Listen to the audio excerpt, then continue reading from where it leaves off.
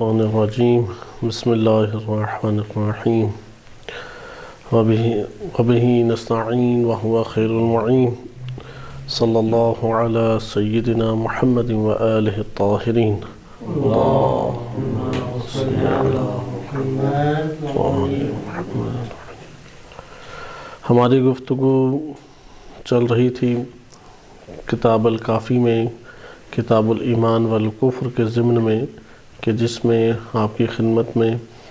باب الغضب سے متعلق احادیث کو پیش کیا جا رہا تھا۔ اس میں ہم جس بحث تک پہنچے تھے وہ غضب کا علاج ہے، اور اس کے علاج میں ہم تقریباً 4 نکات کو مطالعہ کر چکے تھے۔ آج بقیہ انشاءاللہ تعالی حصے کو ہم پڑھیں گے، اور یہ مولا مہدی ناراقی رحمۃ اللہ علیہ کی کتاب جامع السعادات سے آپ کے سامنے مطالب پیش کیے جا رہے ہیں۔ پہلا اس میں یہ تھا کہ بعض ایسے اخلاقی امراض ہیں، بیماریاں ہیں کہ جو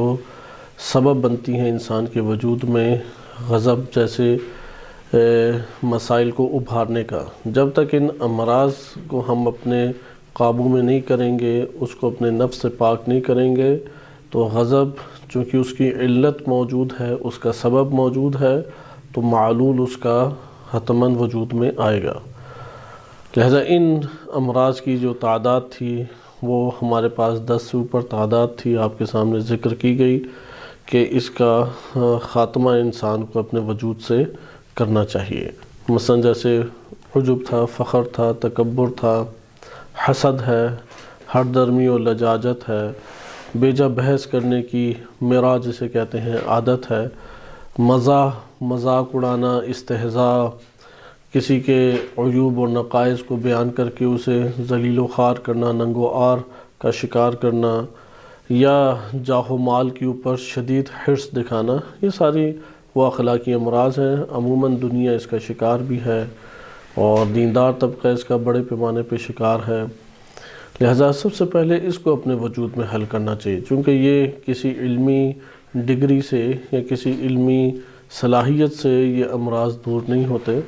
لیکن انسان کے وجود میں بلکہ اور پنپ سکتے ہیں، چونکہ علم جب آتا ہے تو لِكُلِّ شَيْءٍ آفَةٌ، ہر شے کی ایک آفت ہے، وَلِعِلْمٍ آفَاتٌ،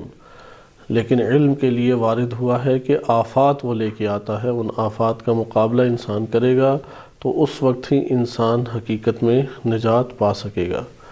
لہذا یہ مطلب ایک ہمارے سامنے ابھر کے آتا ہے کہ ہم توجہ اس کے اوپر دیں کہ بالخصوص ان میں کچھ اصول برائی ہیں، اصول کفر بھی انہیں کہا گیا ہے، جیسے تکبر ہے، حسد ہے، حرص ہے، یہ اصول ہیں، ان کے اوپر یہ ساری عمارتیں دیگر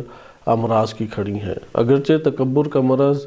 جب بنتا ہے تو اس کا آغاز عجب سے ہوتا ہے، پھر وہ عجب فخر میں تبدیل ہو جاتا ہے، یا فخر عجب میں تبدیل ہو جاتا ہے، اور پھر یہی عجب اگلا مرحلہ طے کر کے تکبر کا ایک خطرناک ترین مرض پیدا کرنے لگ جاتا ہے۔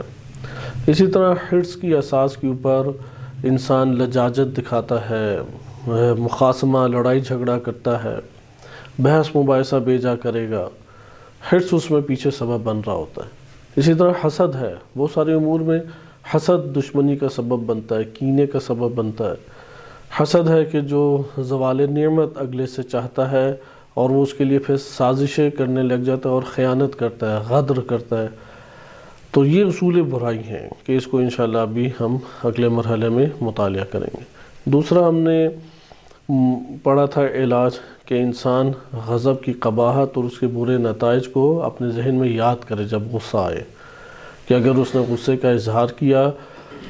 تو کیا کیا برے نتائج اسے بھگتنا پڑیں گے، کیا کیا قبیح نتائج اسے دیکھنا پڑیں گے، اور روایات اہل بیت علیہ السلام میں بھی اس کی شدید مذمت وارد ہوئی ہے۔ تیسرا اس کا علاج تھا کہ غصہ کو دور کرنے، اس سے قابو کرنے کے جو فضائل اور فوائد روایات نے بیان کیے ہیں انہیں یاد کرنے کی کوشش کریں۔ جیسے کہ ہم 15 احادیث میں متعدد احادیث اس حوالے سے باب الغضب میں الکافی کے پڑھ چکے ہیں، کہ جس میں ہم نے مطالعہ کیا کہ اللہ سبحانہ وتعالی کس طریقے سے غضب کو قابو کرنے کا جو حدیث قدسی میں ہمارے پاس کئی احادیث وارد ہوئی ہیں کہ ابھارا ہے، یا ہمارے پاس اس طریقے سے الکافی کی روایات میں ذکر ہوا ہے کہ غضب کس طرح سے ایمان کو کھا جاتا ہے، بالکل اسی طرح جیسا کہ سرکہ جو ہے وہ شہد کو کھا جاتا ہے۔ اب یہ جب ہم ان چیزوں کو دیکھیں گے کہ ایمان کا خاتمہ ہے، جہنم کی نوید سنائی گئی ہے، یا انسان جو ہے وہ ہمیشہ کے لیے عذاب الہی کا شکار ہو سکتا ہے، شیطان کے ہاتھوں میں کھیلتا رہے گا، اللہ تعالیٰ کی بارگاہ میں ذلیل و خوار ہو جائے گا، چونکہ اس کے یہ عیوب کو اللہ تعالیٰ نہیں چھپائے گا۔ لیکن اگر غضب کو قابو کر لے، جیسے جس نے غضب کو قابو کیا تو وہ اللہ تعالیٰ اس کے عیوب کو چھپائے گا۔ آپ یہ روایت پڑھ چکے ہیں۔ یہ موسیٰ علیہ السلام کے ساتھ جو حدیث قدسی میں مناجات ہے آپ پڑھ چکے ہیں کہ اس میں اللہ سبحانہ وتعالیٰ نے فرمایا امسک غضبک، اپنے غضب کو تم کنٹرول کرو، قابو کرو، جو تمہارے ماتحت ہیں، تو میں اپنا غضب تم سے دور رکھوں گا۔ یا اسی طریقے سے ذکر کرنے کا حکم دیا ہے کہ جب اللہ تعالیٰ کا ذکر انسان کرے کہ جب وہ غضب کا شکار ہو رہا ہو۔ تو یہاں پہ ہمارے پاس کئی احادیث تھی جو آپ نے مطالعہ کی، اور نبی صلی اللہ علیہ وسلم کی نصیحت اور تربیت بھی اس امر پہ تھی۔ آج ہم چوتھا علاج اس کا پڑھیں گے، اور چوتھا علاج یہ تھا کہ جو غضب کی ضد ہے اس کے فوائد کو مد نظر رکھے، چونکہ ایک دفعہ تو یہ ہے کہ خود غضب کو قابو کرنے کے فضائل اور فوائد، یہاں پر ہے کہ غضب کو انسان جو ہے غضب کی ضد جو کتاب میں بیان کی گئی جامع السعادات میں وہ دو ہیں، حلم ہے اور کظم الغیظ ہے، کظم الغیظ۔ اور الکافی کی ایک روایت میں آپ کی خدمت میں ذکر کیا جنود العقل والجہل میں کہ الرحمت وضدها الغضب، رحمت جو ہے وہ ضد ہے غضب کی، اور قرآن کریم کی آیات میں بھی یہی وارد ہوا ہے کہ اشداء علی الکفار رحمہ بینہم، کہ یہ دونوں شدید تر ہونا، غضبناک ہونا، اور رحمہ ہونا، یہ آپس میں ٹکراتا ہے۔ لہذا جو غضب کی ضد ہے اسے ابھارا جائے، لہذا جو مدح و ستائش حلم کے بارے میں، کظم الغیظ کے بارے میں، اور رأفت و رحمت مومنین کے اوپر کرنے کے بارے میں وارد ہوئی ہے اس کو ابھارنا چاہیے۔ اور اگر اس کو جنم دے دیا تو چونکہ متضاد چیزیں ایک جگہ پہ نہیں رہ سکتی، ہم یہ دنیا کے اندر بھی حقیقت کو دیکھتے ہیں کہ دو متضاد چیزیں نہیں رہ سکتی، جیسے آگ اور پانی دونوں نہیں ٹھہر سکتے ایک مثال کے طور پہ، یا اس دنیا کے اندر ایک ہی وقت میں ظلمت بھی ہو اور ایک ہی وقت میں نورانیت یعنی روشنی بھی اور اندھیرا بھی ہو، نہیں ہو سکتا، دونوں متضاد چیزیں، چونکہ متضاد چیزیں وجودی چیزیں ہوتی ہیں۔ اگر ایک وجودی اور ایک عدمی ہو تو یہ تناقض کہلاتا ہے، متناقضین کہلاتے ہیں، مثلا انسان اور لا انسان یہ متناقض ہے۔ لیکن متضاد وہ ہوتی ہیں جو دونوں چیزیں وجود رکھتی ہوں، جیسے اندھیرا اور اجالا۔ اگر ہم فرض کریں کہ اندھیرے کو ایک وجودی چیز مانے، وَإِلَّا آگ اور پانی، یا اسی طریقے سے یہاں پر اگر ہم اس کو لے کے آئیں، جیسے کڑوا اور میٹھا دونوں ایک حقیقت رکھتے ہیں، سیاہ رنگ اور سفید رنگ ایک دونوں وجودی چیز ہیں،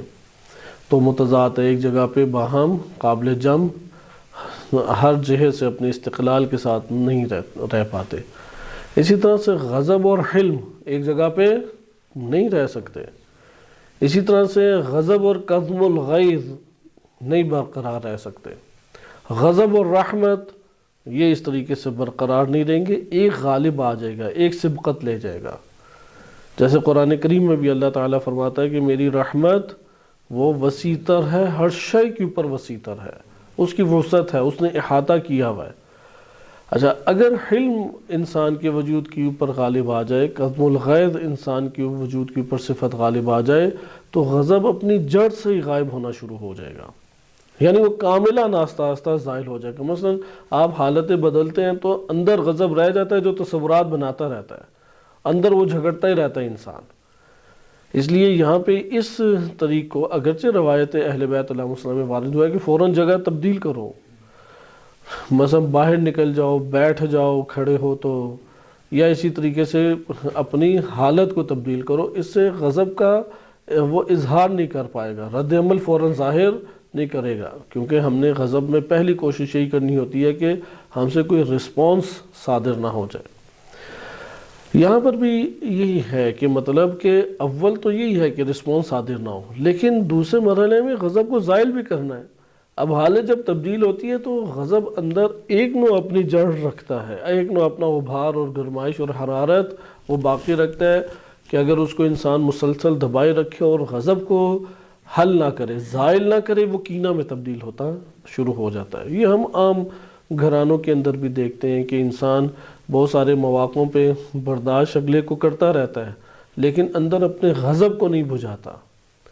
وہ مصلحت کے تحت، حالات کے تحت، موقع اور مناسبت کے تحت اس جگہ پر رسپانس نہیں دیتا، رد عمل نہیں دکھاتا، قابو کر جاتا ہے، لیکن اپنے غضب کو بجھاتا نہیں ہے، اپنے غضب کو زائل نہیں کرتا۔ تو اس جگہ پہ وہی غضب آہستہ آہستہ کیا بن جاتا ہے؟ شدید نفرت اور کینہ۔ اور یہ جب پنپنا شروع ہوتا ہے تو ایک وقت آتا ہے انسان بھرپور طریقے سے پھٹ جاتا ہے، بھرپور طریقے سے اپنے وجود میں اظہار کر دیتا ہے، چونکہ اندر کینہ ایک مرض کی کیفیت اختیار کر کے ایک شدید دباؤ اس کے نفس کے اندر ایجاد ہو چکا ہے۔ لہٰذا ہمیں رد عمل سے باز بچنے کے طریقے ہیں، یعنی یہ جو ہم طریقے پڑھ رہے ہیں اس میں رد عمل صادر نہیں ہوگا، لیکن بعض ان میں سے ایسے ہیں کہ جو غضب کو زائل بھی انسانی نفس کے اندر سے کر رہے ہیں۔ یہ ہمارے لیے بہت مہم ہے۔ غضب کو زائل کرنے کے لیے ایک اہم طریقہ یہی علاج چہارم ہے، چوتھا علاج ہے کہ اس علاج کو اگر آپ دیکھیں تو اس میں اگر حلم کی صفت کو ابھاریں گے تو غضب اور حلم آپس میں ضد ہیں، ضد، یہ دونوں آپس میں جمع نہیں رہ سکتی۔ غضب اور کظم الغیظ ضد ہیں، غضب اور رحمت آپس میں ایک نوع ضد ہیں، لہذا رحمت اور مہربانی کو اپنے وجود پہ جنم دے دیا، وہ غضب کو بھگا دے گا۔ بالکل اسی طرح سے جیسا کہ ماں محبت کی وجہ سے چھوٹے بچے جو کہ اسے آدھی راتوں کو اپنی بھوک کی وجہ سے یا کسی اور مرض کی وجہ سے یا اپنی کسی اور حاجت کی وجہ سے اٹھاتا ہے، شیرخوار بچہ عموماً کافی تنگ کرتا ہے، تو وہاں پہ ماں شدید مشکلات کا شکار ہوتی ہے۔ اسے مثلا نیند کی شدت سے ایک عادت ہے یا تھکاوٹ شدید اس کی اوپر طاری ہے، کوئی اس کی مدد کرنے والی نہیں ہے، تو یہ سارے کے سارے اسباب اس کے اندر ایک غضب کو جنم دیتے ہیں، لیکن وہ بچے کے اوپر اپنی مامتا اور اپنی محبت کو غالب کر دیتی ہے اور رحمت کو اس کے اوپر نچھاور کرتی ہے، اور یہ جو رحمت ہے وہ کیا اس کے غضب کی جگہ لے لیتا ہے۔ لہذا آپ نے ملاحظہ کیا کہ اس کا یہ مطلب ہوا کہ غضب کو بھگانے کے لیے ہمیں کیا علاج کرنا چاہیے؟ صفت حلم کو اجاگر کریں اپنے نفس میں، صفت کظم الغیظ کو اپنے نفس کے اندر کیا کریں؟ اجاگر کریں، صفت رحمت کو اپنے وجود پر اجاگر کریں۔ اگر ایک انسان غضب کو دیگر طریقوں سے قابو کر رہا ہے لیکن حلم کی صفت اندر نہیں پیدا کرتا تو غصہ اس کے اندر سے جائے گا نہیں، کیونکہ غصہ انسان کے وجود میں آنا اور شدید سے شدید تر ہونا وہ اندرونی خیالات کی اساس کے اوپر ہی ہے۔ مثلا بعض لوگ قومیت کی اساس کے اوپر بہت جلد غصہ ہو جاتے ہیں، لسانیت کی اساس پہ، خاندانی اساس پہ، اور خصوصاً اپنی عزت کے اوپر جب داؤ پہ محسوس ہوتی ہے انسانوں کو تو وہاں پہ وہ فوراً غصے کے دائرے میں آگے رد عمل دکھانا شروع کر دیتے ہیں۔ لہذا یہاں پہ ہمارے لیے لازم ہے کہ ہم حلم اور کظم الغیظ اور رحمت کی صفت کو اپنے اندر ابھاریں۔ اب ادھر سے ہمارے پاس یہ موجود ہے راہ کہ ہم یہاں سے حلم کے چیپٹر میں داخل ہو جائیں یا ادھر سے ہم کظم الغیظ کے چیپٹر میں، چونکہ دونوں ہمارے پاس چیپٹر احادیث کی کتب میں موجود ہیں ابواب کی صورت میں، لیکن یہ بہت طولانی ہو جائے گا اور اصل مقصد جو ہے وہ ہمارے پاس سے نکل جائے گا، چونکہ ہم چاہ رہے ہیں کہ تیزی سے یہ علاج کا ہم انشاءاللہ عنوان ختم کریں اور اگلے موضوع کے اوپر داخل ہو جائیں، اور یہ اپنی جگہ پہ آئیں گے۔ پہلے بھی ہم بعض ایسے پڑھ چکے ہیں، جیسے یہ کہ پہلے علاج میں ہم نے امراض پڑھے، عجب ہے، فخر ہے، کبر ہے یا حسد ہے، حرص ہے، یہ سارے کے سارے ابواب اپنی جگہ انشاءاللہ تعالی ہمارے سامنے تفصیلی طور پر آئیں گے۔ اس وقت ہمیں یہ عناصر پھر ذہن میں دوبارہ ہمیں تازہ کرنے پڑیں گے کہ غضب کے علاج کے طور پر بھی حلم استعمال ہوتا ہے۔ حلم کی بنیادی صفت یہاں پر ہی ہے۔ البتہ قرآن کریم کی جو آیت ہمارے پاس اس عنوان سے ابھرتی ہے کہ اشداء علی الکفار ورحمہ بینہم، اس کو مد نظر رکھنا چاہیے، کیونکہ رحمت کا عنصر قرآن نے بیان کیا، قرآن نے حلم کا بھی بیان کیا کہ ابراہیم علیہ السلام کو اواہ حلیم لحلیم اواہ،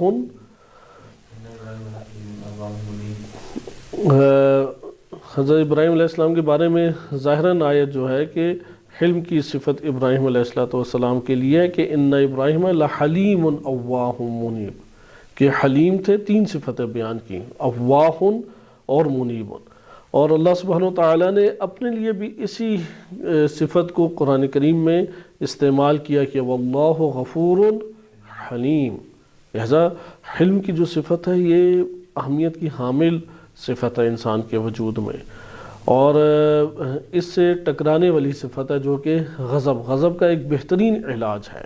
چونکہ یہ ضد ہے اور ضد ایک جگہ نہیں رہتی، اس وجہ سے اس کو کہا جاتا ہے۔ ویسے حلم کا مطلب ہوتا ہے ترک عجلہ، یعنی تیزی کو ترک کرنا، تیزی کو ترک کرنا۔ اس لیے واضح طور پہ اہل لغت نے ذکر کیا الحلم خلاف الطیش، طیش دلانا، اردو میں بھی لفظ استعمال ہوتا ہے،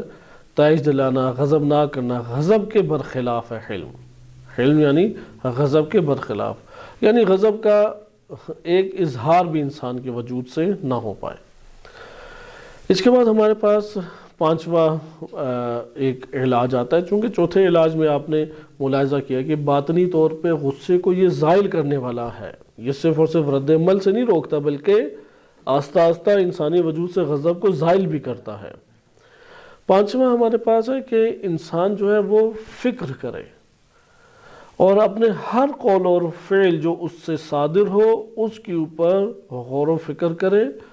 اور اپنے نفس کو غضب کے صادر ہونے سے بھرپور طریقے سے بچانے کی کوشش کرے۔ یہاں پہ بھی آپ دیکھیں گے کہ فوراً زائل نہیں ہو رہا، فوراً انسان کے وجود سے غضب زائل نہیں ہو رہا، لیکن انسان جب اپنے نفس کی حفاظت کرے گا تو انسان جس چیز کی حفاظت کے لیے اپنے آپ کو آمادہ کر لے، حفاظت کے لیے اپنے آپ کو ارادتاً اور نیتاً اپنے آپ کو آمادہ کرے، تو اس جگہ پر پھر وہ دیگر تمام اسباب کی طرف کامل نگاہ رکھتا ہے کہ جو آ کے اس کو غضبناک کر کے رد عمل ظاہر کروانا چاہتے ہیں۔ لہذا انسان یہاں پہ اپنے نفس کو ان حالتوں کی نسبت قابو کرنے میں کامیاب ہو جاتا ہے کہ جب وہ غافل ہوتا ہے۔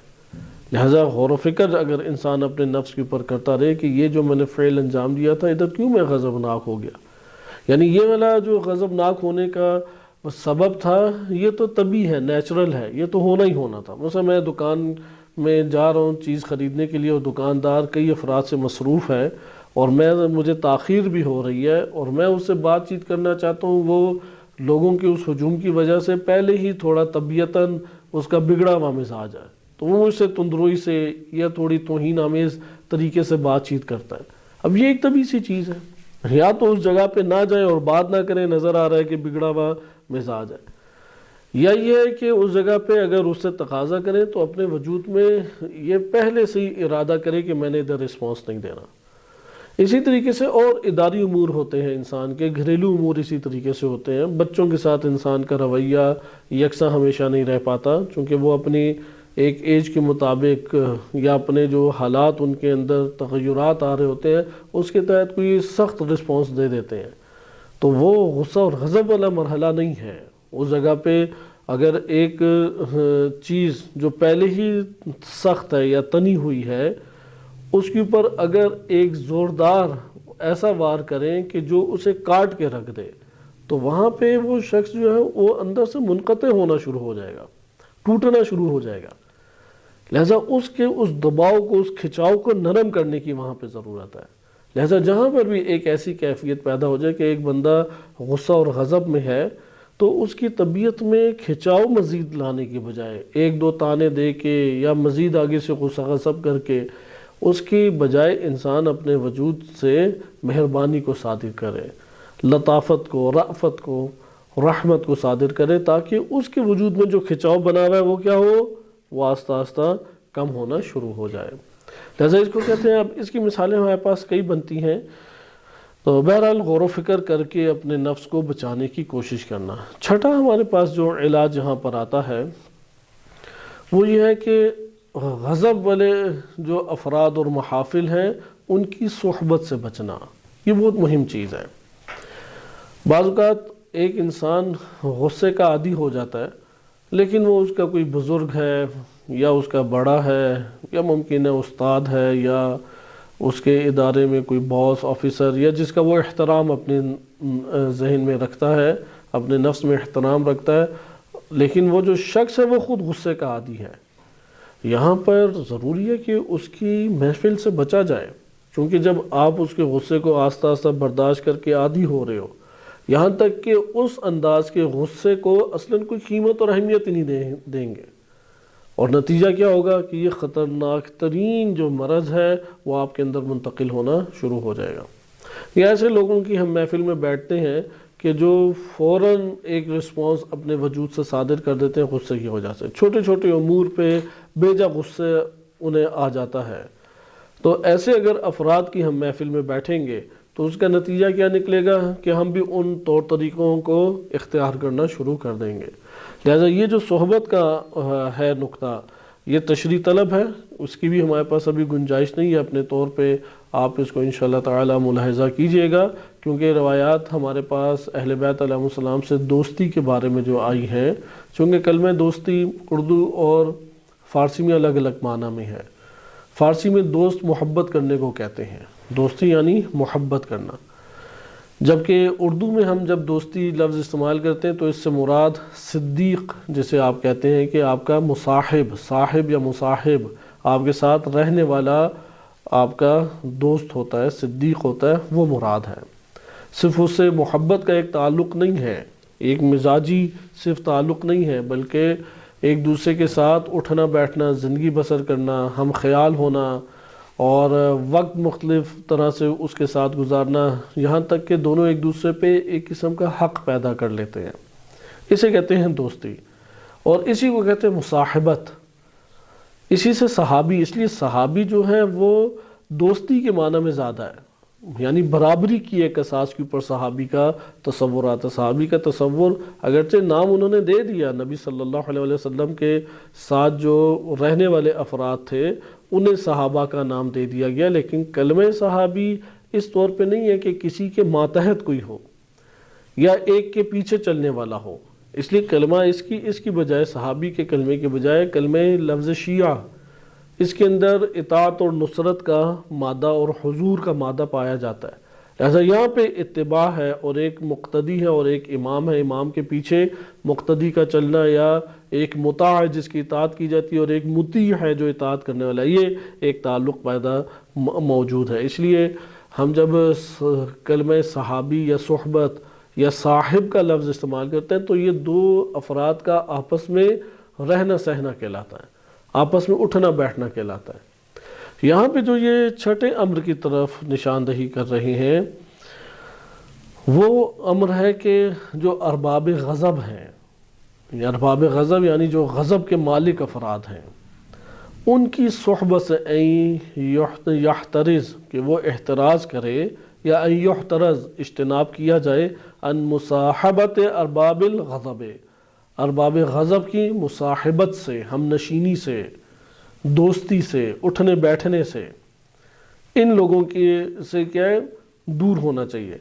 دوستی کے بارے میں روایات اہل بیت علیہ السلام ایک بڑی تعداد میں وارد ہوئی ہیں کہ اگر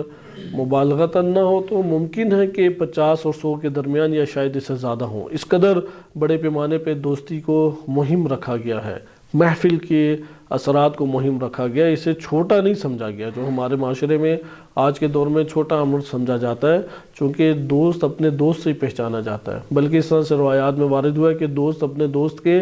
دین کے اوپر ہوتا ہے، یا اس طرح سے وارد ہوا ہے کہ تم کسی محفل میں جاتے ہو اور اگرچہ گناہ کا تم شکار نہیں ہوتے اور تمہارے اوپر گناہ کی تہمت لگتی ہے تو اپنے آپ کو ملامت کرو، اپنے آپ کو ملامت کرو، دوسروں کو ملامت نہ کرو۔ لہذا یہاں پہ دوستی میں انسان آزاد نہیں ہے، کہ جس طرح مرضی جا کے دوستی کر لیں، مثلا اس کے میرے اوپر احسانات ہیں، وہ بڑا میرے ساتھ اچھا سلوک کرتا ہے، نیک برتاؤ کرتے ہیں، چلو اب میرا دوست ہو جائے، یا ہم محلے میں بڑے پلے بڑے ہیں، بچپن سے ساتھ ہیں، تو اس وجہ سے ایک دوست ہو گئے۔ دوستی کے یہ معیارات دین کی نگاہ میں نہیں ہیں۔ دین کی نگاہ میں دوستی کا معیار اول چیز ہم فکر ہونا ہے، اہل ایمان آپس میں دوست ہیں، ایمان کی اساس کے اوپر دوستی ہونی چاہیے۔ نمبر 2، دوست کے لیے برادری کا ایک تعلق قائم، اخوت کا تعلق قائم کرنا چاہیے۔ اخ کے احکام، مومن جو ہے مومن کا بھائی ہے، اس اساس کے اوپر وہ دوستی کریں۔ ہدف کی اساس کے اوپر دوستی ہونی چاہیے کہ یہ ہم ہدف ہے، ہم ہدف ہی ہم سفر حقیقت میں کہلاتا ہے۔ جو ہم ہدف ہے وہی ہم سفر ہے۔ جو ہمارے اہداف سے ہی سازگار نہیں ہے وہ ہمارا ہم سفر بھی نہیں ہے۔ لہذا دسترخوان کی دنیا الگ ہوتی ہے اور اہداف کے میدان الگ ہوتے ہیں۔ جو میادین اہداف کے میدانوں میں کہ ہدف کو حاصل کرنے کے لیے جن میدانوں سے، جن مراحل سے عبور کرنا پڑتا ہے، جو اس میں آپ کے ہمراہ ہے، جو اس میں آپ کے شانہ بشانہ ہے، وہ آپ کا دوست ہے۔ اس کے حق انسان کی گردن کے اوپر پڑ جاتا ہے۔ لہذا ہمسائیگی کا حق الگ ہے، بھائی ہونے کا نسبی طور پہ حق الگ ہے، اور دوست کا حق الگ ہے۔ البتہ دوست کوئی صلہ رحمی کا بھی حق نہیں رکھتا۔ دوست کے اپنے ایک دائرہ کار ہے، وہ دائرہ کار وہی ہے جو مومن کا دوسرے مومن کے اوپر حق ہے، وہی دوست کا حق ہے۔ کوئی جداگانہ الگ سے احکام شریعہ نہیں وارد ہوئے کہ یہ آپس میں دوست بن گئے، جیسا کہ یہ فقہی سوال بھی کرتے ہیں کہ ہم نے صیغہ اخوت پڑھ لیا تو اب کیا وہ خاتون میری بہن بن گئی ہے، یا یہ سگا بھائی ہو گیا ہے کہ کوئی میراث کا حصہ بھی اسے مل جائے اور دیگر۔ تو اس طرح کا کوئی تعلق نہیں ہے، یہ آخرت میں اور ایمانی بھائی کہلائیں گے۔ لیکن یہاں پہ صحبت کے اثرات کو دین نے مد نظر رکھا ہے، چونکہ انسان ایک برائی کو دیکھتا ہے اور اس کے اوپر خاموش ہوتا ہے، تو آہستہ آہستہ اس کا اپنے وجود میں انکار نہ کرنا، اس کے خلاف اظہار نظر نہ کرنا، آہستہ آہستہ اس کے دل میں اس برائی کی جگہ بن جاتی ہے۔ بالکل اسی طرح جیسے ایک بدبودار جگہ پہ انسان جاتا ہے تو آغاز میں اسے ایسی وہ بدبو احساس ہوتی ہے کہ وہ فوراً رد عمل اس کے خلاف دیتا ہے، لیکن جب وہ تھوڑی دیر اس جگہ پہ رہ لے تو وہی بدبو سے اس کی طبیعت سازگار ہونے لگ جاتی ہے، اور چند لحظات کے بعد یا چند گھنٹوں کے بعد اصلاً اسے بدبو کا احساس ہی نہیں ہوتا، اسے احساس ہی نہیں ہوتا کہ ادھر کوئی بدبو ہے۔ اور یہ والا مسئلہ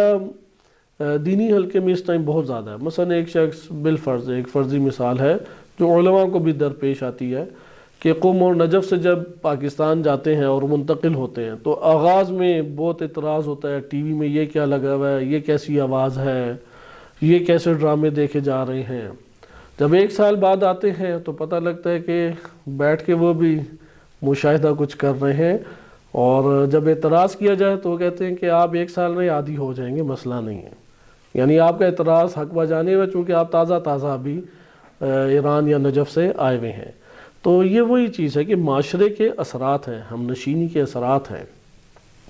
گھرانے کے اندر بھی ایسی ہم نشینی نہیں ہونی چاہیے۔ اس لیے اگر ایسی صورت بنے اور گھرانے کی ترجیحات ایک طرف ہوں تو وہاں پہ ان کو بھی کنارہ کش کر کے سائڈ پہ ہو جانا چاہیے۔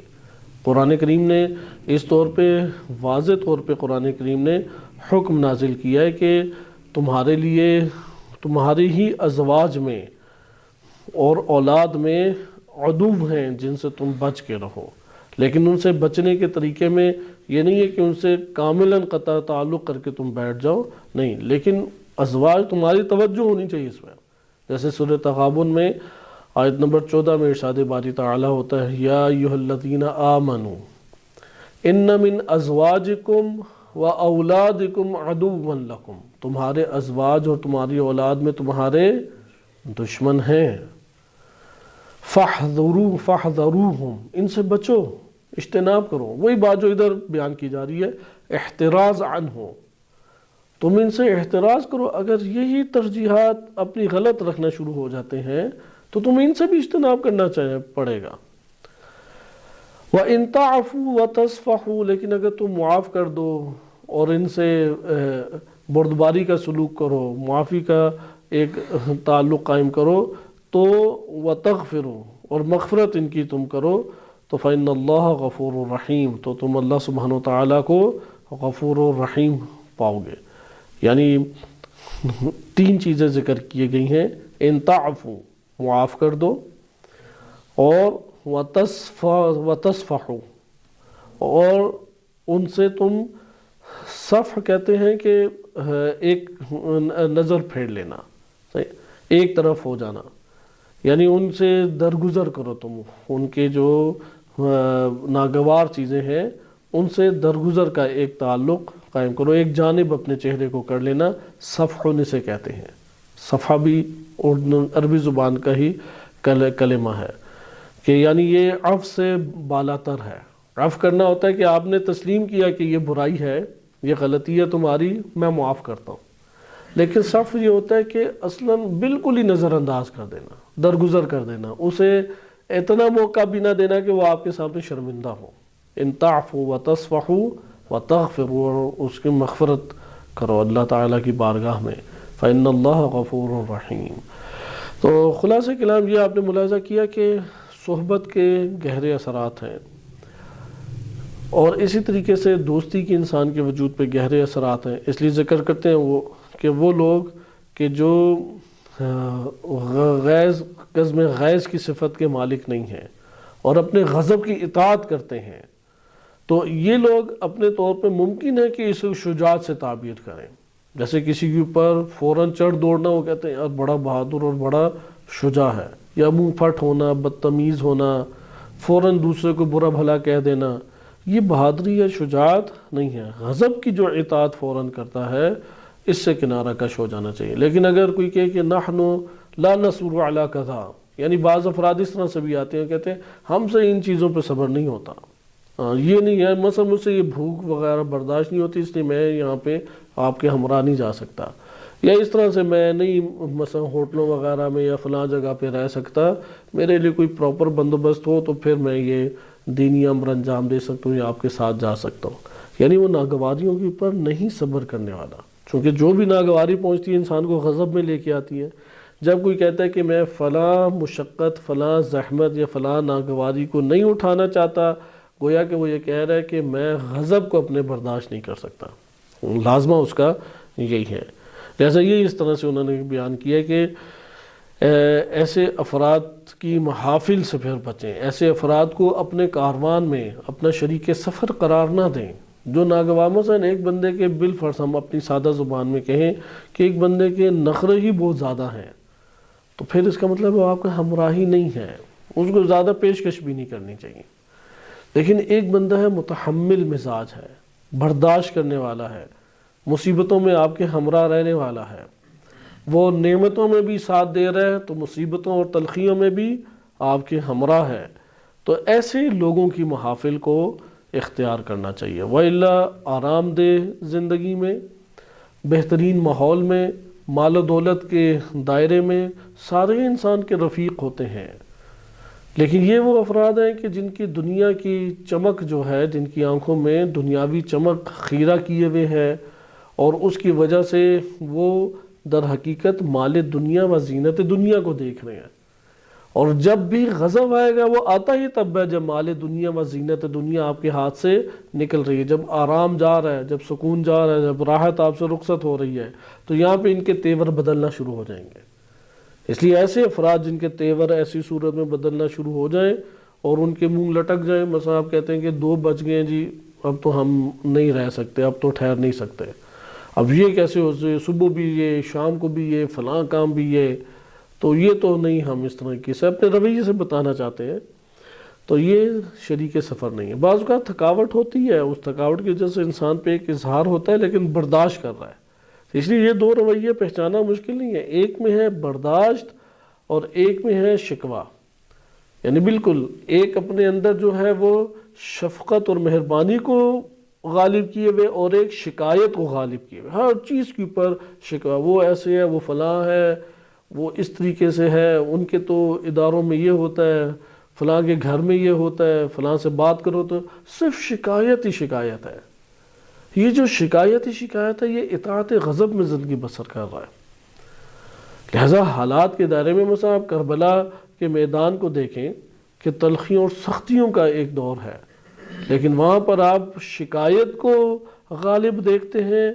یا محبت اور نصرت، اثار، وفاداری کو غالب دیکھتے ہیں؟ شکایت وہاں پہ نہیں ہے۔ اس لیے شکایت والی زندگی بسر نہیں کرنی چاہیے۔ ہر بندے کے بارے میں کوئی نہ کوئی وہ شکایت لے کے آ جائے، آپ جس بندے کا تذکرہ چھیڑیں وہ وہاں سے اس کی شکایت کا مجموعہ سامنے لے کے آ جائے، یہ طاعت غضب میں زندگی بسر کر رہا ہے۔ لہذا نصیحت کرتے ہیں مولا مہدی عراقی رحمۃ اللہ علیہ کہ وہ یختار مجالست اہل الحلم، اسے چاہیے کہ وہ اہل حلم کی محفل کو اختیار کرے، والکاظمین الغیظ، اور وہ جو غصے کو پی جانے والے ہیں ان کی محفل کو اختیار کرے، والعافین عن الناس، جو لوگوں کو معاف کر دینے والے ہیں ان کی محفل کو اختیار کرے۔ یعنی ہمارے پاس سبب ہونا چاہیے، بالفرض آپ فلاں کے پاس زیادہ کیوں جاتے ہیں، یا فلاں عالم کے پاس کیوں جاتے ہیں، فلاں کے پاس نہیں جاتے؟ آپ کہیں گے اس وجہ سے جاتا ہوں کہ وہ حلیم ہے، وہ غصے کو پینے والا ہے، میں نے دیکھا کہ وہ لوگوں کو معاف کر دینے والا ہے، یا میں نے دیکھا کہ وہ شکایات زیادہ نہیں کرنے والا، اس کے یعنی گفتگو کا محور میں 80% شکایات اور 20% کوئی اور مضمون ہو۔ یعنی یہ ایرانی ایسے ہیں، افغانی ایسے ہیں، پاکستانی ایسے ہیں، مدارس اس طرح کے ہوتے ہیں، زندگی ہماری ایسی سخت ہے، گھریلو مسائل ایسے ہیں، اقتصادی، صرف اور صرف شکایات کا ایک انبار وہ رکھتا ہے۔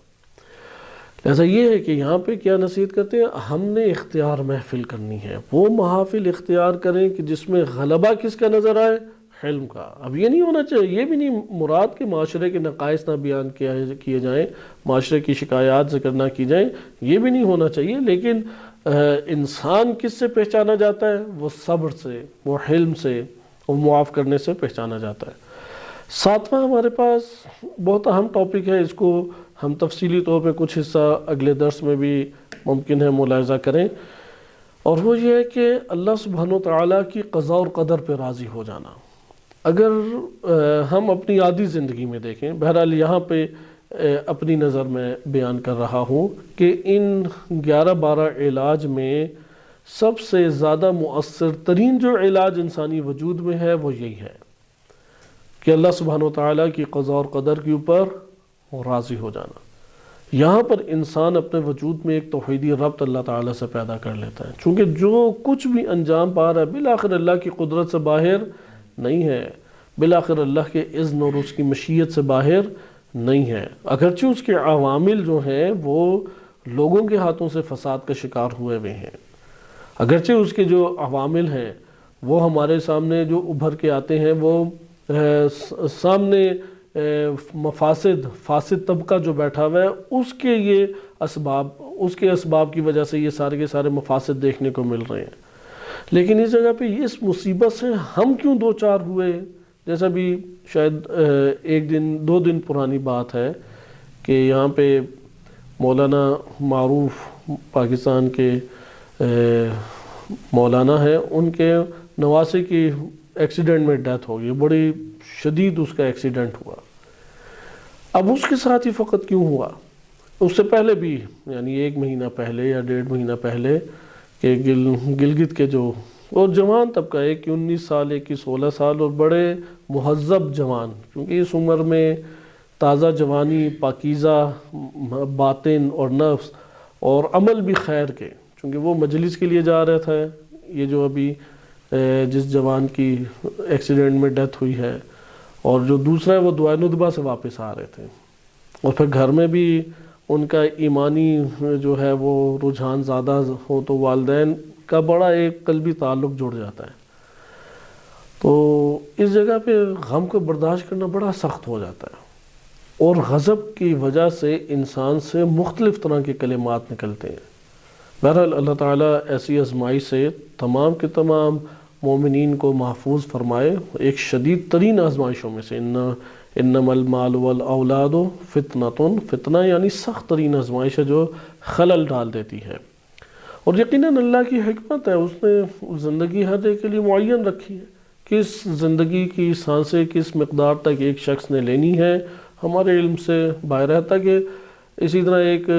چند دنوں پرانا واقعہ وجود میں آیا ہے، چونکہ قضاء و قدر ایک اہمیت کی حامل ہے، اس لیے واقعات پہلے آپ کی خدمت میں عرض کیے جا رہے ہیں، جو 7واں ہمارے پاس علاج ہے، اور یہ علاج واقعی انسان کی زندگی میں بہت مؤثر ہے غضب کو دبانے کے اعتبار سے، کیونکہ واقعی انسان جب حالت غضب میں ہوتا ہے حدیثیں تو ذہن میں رہتی نہیں ہیں کہ وہ فضائل یاد کرے، وہ فوائد یاد کرے، مگر کچھ علماء ہوں جن کا اپنے نفس کے اوپر کچھ ریاضت ہو تو وہ نفس ہر انسان کا ایک قبرستان ہے، یہ جو نفس انسان کا یہ معلومات کا قبرستان ہے۔ اس تمثیل کو، اس مثال کو ہم ذہن نشین رکھیں، اس لیے جتنی بھی معلومات ہم سنتے ہیں، دروس سنتے ہیں، حدیثیں پڑھتے ہیں، آیات پڑھتے ہیں، سمجھتے ہیں، وہ اس نفس کے قبرستان میں دفن ہوتی جاتی ہیں۔ اب اس قبرستان میں قبر سے اس مردے کو نکالے کون اور حیات کون دے؟ اسے کہتے ہیں تذکر۔ لہٰذا محافل کا فقط و فقط ہدف تعلیم نہیں ہے، قرآن کریم اور روایات اہل بیت علیہ السلام کا تعلیم ہی کی طرح ایک وسیع ترین ٹاپک کیا ہے؟ تذکر۔ فذکر ان الذکر تنفع المؤمنین، کہ آپ انہیں یاد دہانی کرائیں، یہ مومنین کے لیے نفع بخش ہے۔ یہ اسی طرح سورۃ الاعلیٰ میں ذکر کیا گیا ہے کہ جو ذکر ہے، تذکر ہے، اس سے وہی فائدہ اٹھائے گا جس کے دل میں خشیت ہوگی۔ بہرحال ایک لمبا یہ ٹاپک ہے، ابھی اس میں وارد نہیں ہوتے۔ تذکر ہے کہ جو انسان کو وجود کے اندر سے اس مردہ معلومات کو حیات بخشتا ہے۔ اب یہ عین وقت کے اوپر انسان کے سامنے ظاہر ہو جائے، یہ اللہ تعالیٰ کی رحمت اور الطاف ہے، یعنی ایک بارش رحمت ہے۔ وہ نفوس جنہوں نے اپنی فضائے نفس کو ایسا معطر کیا ہوا ہے کہ وہاں پہ یہ بارش برس پڑے تو وہاں پہ تو یہ ساری چیزیں زندہ ہو جاتی ہیں، اسے آیات بھی آ جاتی ہیں، روایات بھی اور واقعات بھی۔ لیکن ایک ہے اعتقادی چیز، قضاء و قدر کے اوپر ایمان لانا ایک اعتقادی امر ہے، اسے ایمان کے مرحلے پہ پہنچانا ہمارے لیے لازم ہے۔ یہ انسان کے غضب کو بہت سارے مواقعوں کے اوپر آہستہ آہستہ دبا دیتا ہے۔ خود یہ مؤثر بھی بہت ہے کہ اپنے اوپر غور و فکر کرے کہ حوادث تو واقع ہوتے ہی ہیں، اور ناگوار حوادث آ کے غصہ اندر جنم دیتے ہیں، میں نے غصے کو قابو کرنا اور نہیں صادر ہونے دینا، یہ بھی مؤثر ہے۔ ہر علاج اپنی جگہ مؤثر ہے، لیکن اس کی تاثیر غیر معمولی ہے۔ جیسے اب ایک خاتون تھی، ان کے کئی سالوں کے بعد بچہ ہوا، وہ ابھی 3 ماہ کا تھا، بیچارہ صبح اٹھے تو وفات پا گئے۔ اب احتمال ہے، ایک تو ہوتا نہیں تھا بچہ، جب بچہ ہوا تو بیٹا ہوا، اس کی خوشی زیادہ تھی، اور اگلے جب تیسرے مہینے میں داخل ہو گیا تو رات کو سوئے اٹھے تو وہ خفگی سے سانس بند ہونے کی وجہ سے، ظاہراً وہ والدین کو چونکہ ابتدائی بچہ پہلے بچے کے پالنے کا نہیں ہوتا تجربہ والدین کو، تو کئی دفعہ ایسا ہوتا ہے کہ سخت نیند میں ماں یا باپ جو ہے وہ بچے کے اوپر آ جاتا ہے، کئی ایسے واقعات ہوئے ہوئے ہیں، اور بچے کا دم گھٹنے سے وہ مر جاتا ہے، یا بچہ جو ہے وہ نہیں ان کو معلوم ہوتا اور گہری نیند سونے والے ہیں کہ اس کی طبیعت یا کیفیت کیسی ہو گئی ہے اس کا نہیں، وہ مثلا کلا بازی کھا گیا اور منہ کے بل اب ہو گیا تو نہیں وہ پتہ لگتا۔ تو حقیقت میں تو اللہ تعالیٰ پالتا ہے، اگر انسان غور کرے، بشر کے ہاتھ سے یہ چیزیں باہر ہیں، لیکن بہرحال قضاء و قدر کے اوپر راضی ہو جائے۔ اب یہ جس کے تذکرہ کیا جا رہا ہے کہ 16 سالہ ان کا بیٹا، اور بہت متاثر ہوئے تھے اس سے، اس کے سارے رجحانات ہی کاملاً دینی تھے، اور دینی رجحان کا اس عمر میں ہونا ایک معجزے سے کم نہیں ہے۔ تو ان کے والدین، ان کا بھی ایک ہی اکلوتا بیٹا ہی تھا، تو وہ ان کی جو خود والدہ ہیں وہ بتاتی ہیں کہ اب قبرستان بہشت معصومہ میں ہی دفناتے ہیں، جو غیر ملکی یہاں پہ عموماً وفات پا جاتے ہیں۔ تو وہاں پہ ایرانی خاتون آئی اور پوچھا، تو انہوں نے کہا کہ اس طرح سے ایکسیڈنٹ میں، اور پتہ ایکسیڈنٹ کا سبب بھی نہیں پتہ، 3 دوست تھے، موٹر سائیکل پہ واپس آ رہے ہیں، ایک عراقی تھا، ایک یہ پاکستانی تھا، اور ایک پتہ نہیں 2 پاکستانی تھے، ایک کو کچھ بھی نہیں ہوا، وہ جو دوسرا پاکستانی بچ گیا، یہ پہلے ہی گرتے ساتھ ہی وفات پا گیا، اور وہ جو عراقی ہے وہ بیچارہ 1 ہفتے تڑپ کے وفات پا گیا، اور ایک ہی عمر کے تھے تینوں۔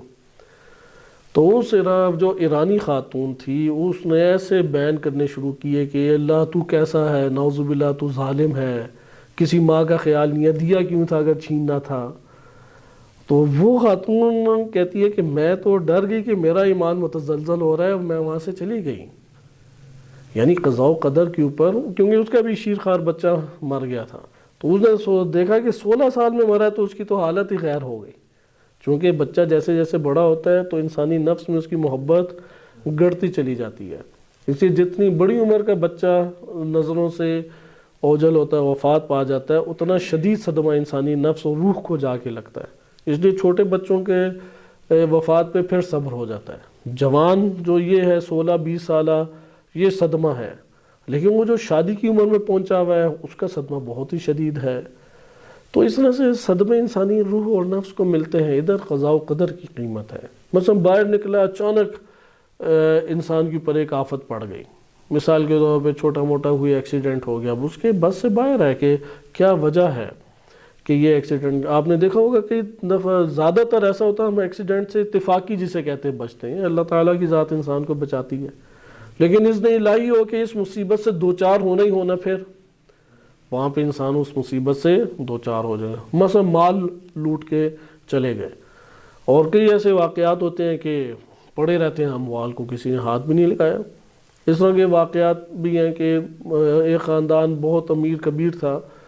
اور کوئی انہوں نے پرانے دور میں 30-40 سال پہلے اپنی بہو کو 12 سیٹ دیے سونے کے، جب ایک سیٹ دینا بھی مشکل ہوتا تھا، اور جبکہ ان کے بہن بھائی اپنے ہی کافی مشکلات میں بھی تھے، اور ان کے لیے وہ آج کی تعبیر کے مطابق 1000 روپے بھی نہیں دیتے تھے۔ تو انہوں نے بھی بینک میں رکھوائے ہوئے تھے کیونکہ گھروں میں مشکل ہوتی تھی، تو اپنی بہن کی شادی کے لیے اس نے بینک سے نکلوا لے۔ وہ بینک سے باہر قدم ہی رکھا ہے، وہ سارے کے سارے سیٹ لے کے کوئی چور بھاگ گیا۔ اب ایک غم اور آفت ان کے اوپر آن پڑی۔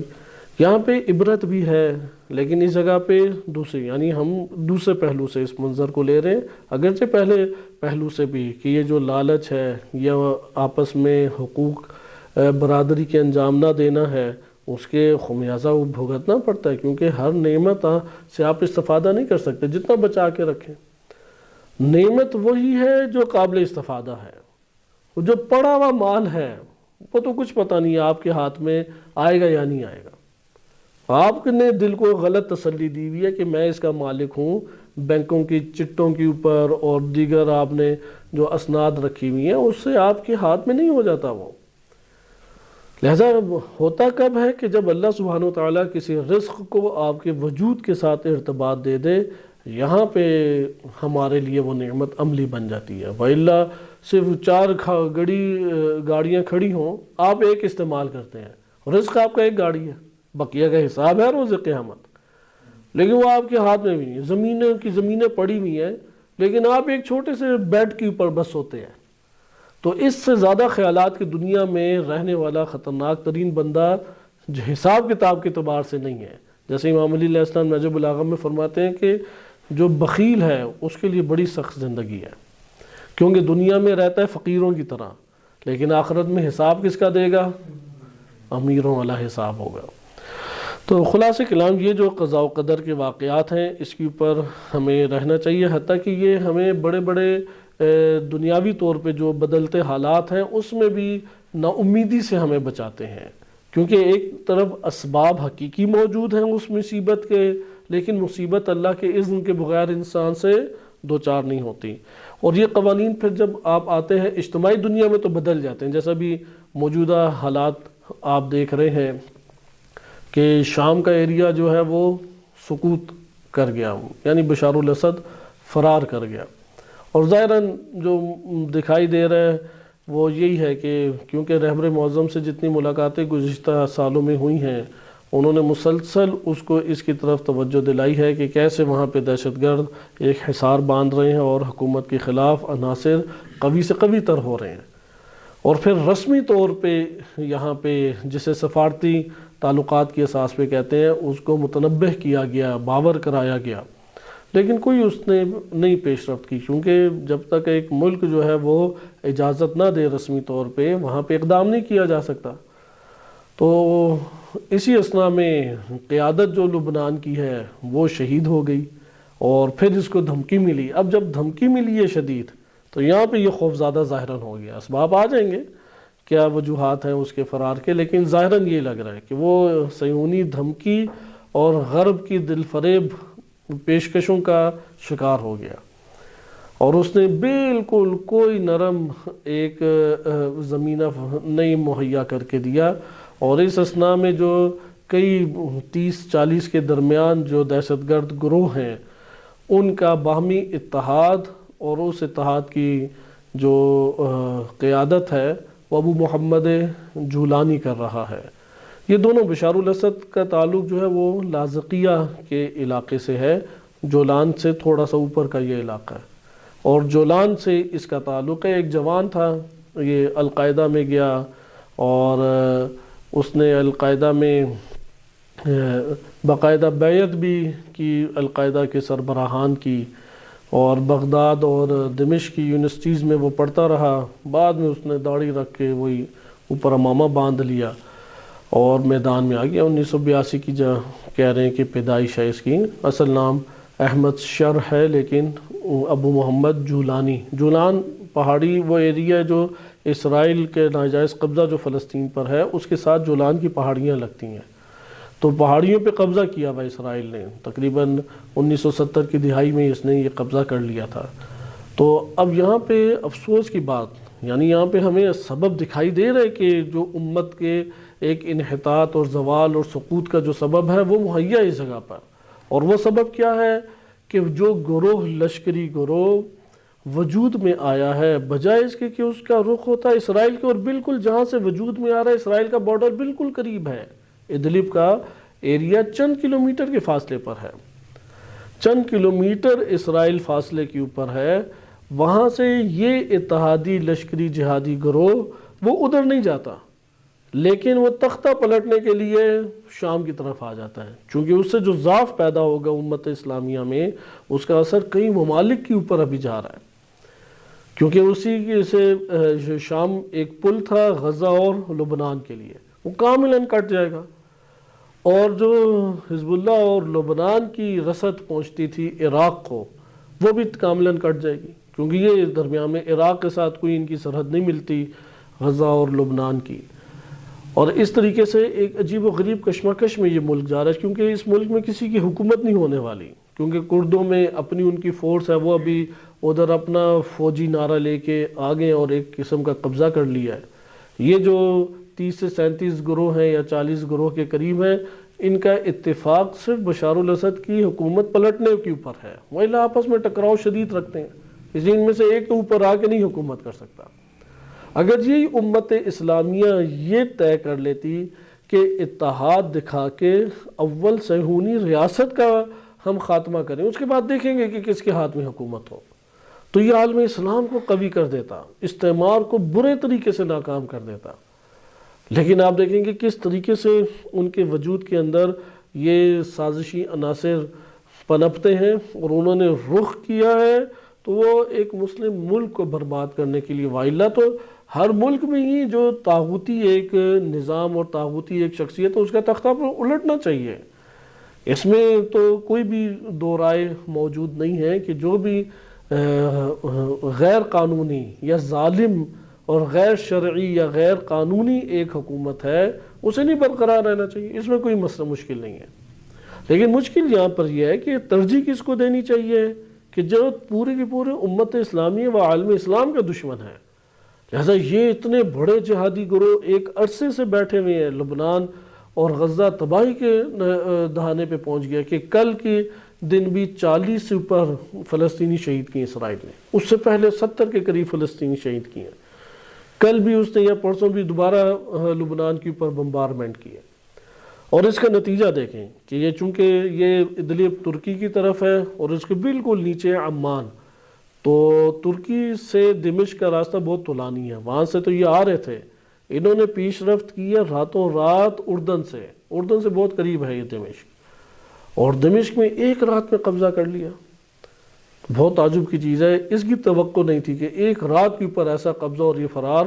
یقیناً یہاں پہ ملی بھگت بڑے پیمانے پر ممکن ہے کہ بشار الاسد کی ہو، لیکن ظاہراً بشار الاسد اندر ہمت ہار گیا کہ وہ جو قیادت حزب اللہ کی شہید ہوئی ہے اور صہیونیوں نے اسے جو دھمکی دی ہے، اس دھمکی میں اسے اپنی موت نظر آنے لگی ہے اور اس نے اس کا ظاہراً بندوبست کیا ہے اور وہ پھر اندر تک آتے چلے گئے۔ اگرچہ انہوں نے اموال تو لوٹے ہیں لیکن قتل و غارت ابھی تک نہیں مچائی، کیونکہ وہ اس اتحاد کے ساتھ اندر وارد ہوئے ہیں۔ یعنی ابھی جو صورتحال آگے کیا بنتی ہے، ظاہراً سفارتی تعلقات کی اساس پہ اس کو ڈیل کیا جا سکے گا، کیونکہ میدانی فضا تو مہیا نہیں ہونے دی بشار الاسد نے، جبکہ جو ابھی تک مختصر تبصرے آ رہے ہیں کہ ایران کی مسلسل کئی عرصے سے یہ کوشش تھی کہ اس کی یہ دوبارہ ایک فضا مہیا کرنے کی فرصت دے تاکہ یہ مسائل حل ہوں، لیکن اب وہ نتیجہ کیا نکلے گا کہ ایران کی جو قوی قوت اندر مقاومت بیٹھی تھی وہ سمٹ کے اب عراق اور لبنان منتقل ہو گئی، وہ وہاں پہ ٹھہر نہیں سکتے اور انہیں پورا بھی سوریہ خالی کرنا پڑے گا۔ اور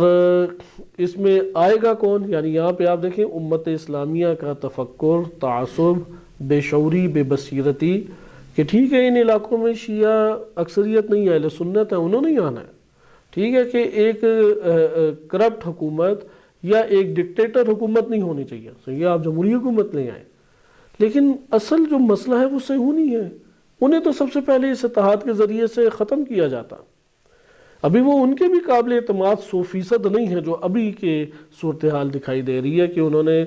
تعاون کی پیشکش کی ہے کہ عراق سے حشد و شابی نے حرکت نہیں کی، ایران سے حرکت نہیں کی، کہ ان کے ساتھ مذاکرات کی انہوں نے پیشکش کی بھی ہے اور پھر قتل و غارت بھی نہیں مچائی۔ اس نرم رویے کی وجہ سے حالات ایک نو جو ہے وہ انتظار میں ہے کہ آئندہ اگلا مرحلہ کیا طے ہوتا ہے، اور اس سے بھرپور فرصت کس نے اٹھائی؟ وہ اسرائیل نے اٹھائی۔ اسرائیل کے بارڈر جو ناجائز اس کی ریاست ہے، اس کے ساتھ شام کا جو خطہ بنتا تھا وہ جولان کہلاتا ہے، اس نے اس جگہ کے اوپر قبضہ کیے ہوئے ہے اور 30-40 سال سے اوپر ہو گئے قبضے کو، اور اس کے ساتھ صوبہ قنیطرہ ایک صوبہ تھا، اور اس سے پھر آگے بڑھنا شروع، کیونکہ یہ علاقہ بہت قریب آہستہ آہستہ بن جاتا ہے دمشق کے، تو قنیطرہ کا صوبہ بھی اسرائیل نے قبضہ کر لیا۔ جیسے یہ واقعہ پیش آیا راتوں رات کہ آج 8 دسمبر کی رات کو بشار الاسد کا فرار ہے اور ان کا اندر داخل ہونا ہے اور حکومتی املاک کے اوپر قبضہ کرنا ہے، وہ صوبہ قنیطرہ کو قابو کر گیا، کیونکہ ہر طرف سے فوج جو ہے وہ سقوط کر گئی، ہتھیار ڈھال دیے فوج نے۔ تو اب یہاں پہ صوبہ قنیطرہ کو اب کون آزاد کرائے گا؟ وہ پہلے ایک جولان کا ایریا تھا، حالانکہ ہونا کیا چاہیے تھا کہ جب یہ جنگ چھڑی ہے کہ ایک طرف غزہ ادھر اسرائیل مصروف ہے، دوسری طرف حزب اللہ کے ساتھ مصروف ہے، یہاں پہ شام کے پاس ایک بہترین فرصت تھی کہ یہ جولان کے حصے سے اسرائیل کو مار بھگاتا اور اپنا علاقہ آزاد کرا دیتا، کیونکہ ایک ریاست بالآخر 3-4 جگہوں کے اوپر برابر کی جنگ کبھی بھی نہیں کر سکتی، اور بالکل اس صوبہ قنیطرہ اور جولان کی پہاڑیوں کے ساتھ ادلب میں موجود اتنا بڑا جہادی لشکر کئی 30-40 گروہوں کے اساس کے اوپر بیٹھا ہوا، وہ ان کے یہ تاب نہ لا سکتے صہیونی، لہذا ابھی جو صوبہ قنیطرہ انہوں نے قابو کیا ہے تو یہ ایک اور بڑی مشکل بن گئی ہے کہ اس نے اپنے قدم انتہائی آگے بڑھ کر جما دیے، اور ابھی اگر یہ صورتحال ہو، کیونکہ یہ اتحاد ان کا کس پر ہے کہ بشار الاسد کی حکومت پلٹی جائے، اب وہ تو پلٹ گئی، اب کون سا گروہ حکومت کرے، اس پہ سخت نزاع ہوگا، نتیجہ نقطن کیا ہوگا؟ جو قبائلی اساس کے اوپر شام ہے، ظاہراً ایسا لگتا ہے کردوں کے ہاتھ میں ان کا علاقہ آ جائے گا، جیسے عراق ہے اس ٹائم، اس کا کردستان وہ خود اپنا چلا رہا ہے، قبائل اپنا ایک اثر رکھتے ہیں، ایک حکومت کٹ پتلی بنے گی جس میں سب کے عناصر شامل ہوں گے، وہ شور شرابہ کی ایک جگہ ہوگی۔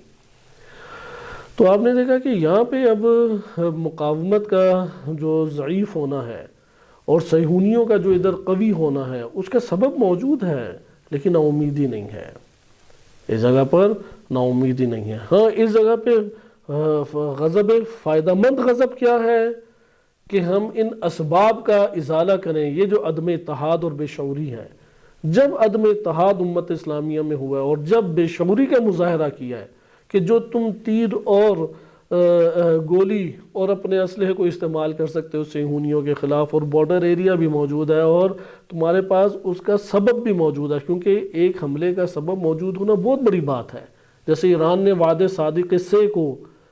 وہ سنبھال کے رکھا ہوا اور بار بار یاد دہانی کراتا ہے کہ ہم نے وعدے صادق سے کو انجام دینا ہے۔ اس طرح جولان میں ان کا قبضہ ناجائز، اس قبضے کو آزاد کرائیں وہ،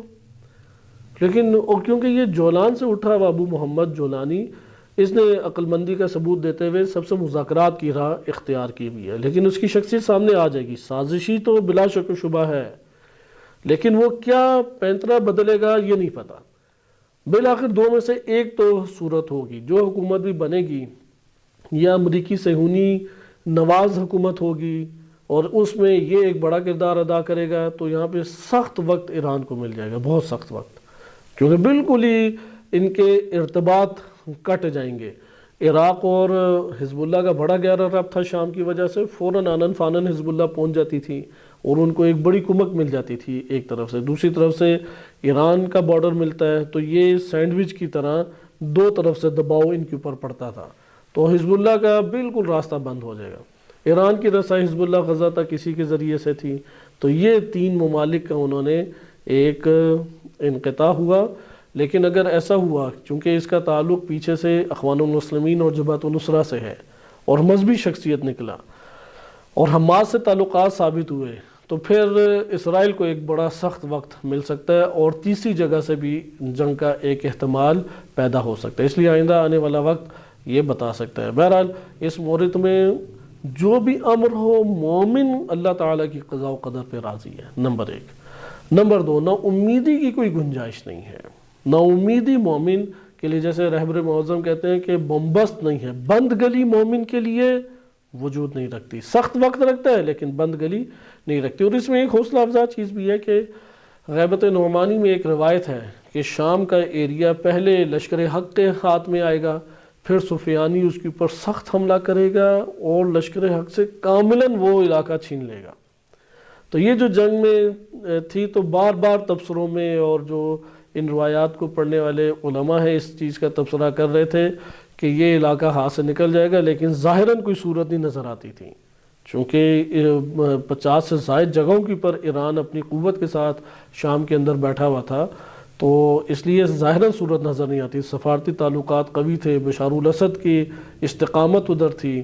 حزب اللہ اور سید حسن نصر اللہ اور اس طرح کے لیڈران موجود تھے، لیکن آپ دیکھیں کہ ایک آن میں وہ پانسا بدلا اور شام ہاتھوں سے نکل گیا۔ بشار الاسد کی حکومت گئی، گویا کہ ایران کے اور مقاومت کے ہاتھوں سے کاملاً ایران شام کا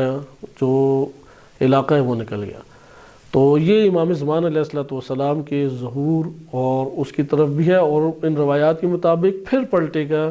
لشکر حق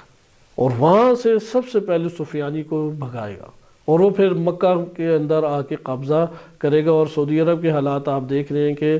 وہ بھی وہاں پہ جس طرح سے فحاشی